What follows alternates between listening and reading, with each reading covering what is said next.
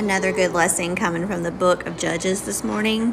I'm reading in chapter 2 of Judges, and the chapter is titled Disobedience and Defeat. And I started in chapter 10, and it's talking about after the whole generation had been gathered to their ancestors, another generation grew up who knew neither the Lord nor what he had done for Israel.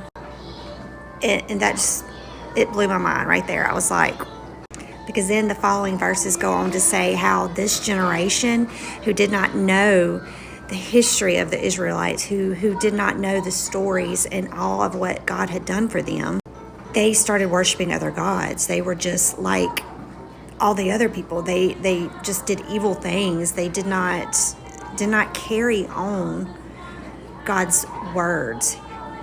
And I thought to myself, that is why it is so important that us as Christians, we have to tell our stories. We have to tell our younger generations, our kids, the miracles and the things that God has done for us.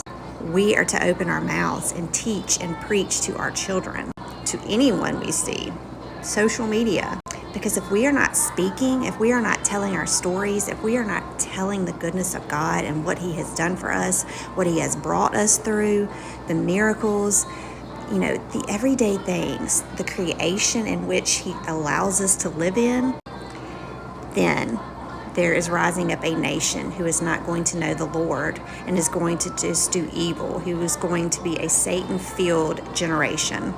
But I love this verse that's in Judges 3, verse 9, that says, when they cried out to the Lord, he raised up for them a deliverer.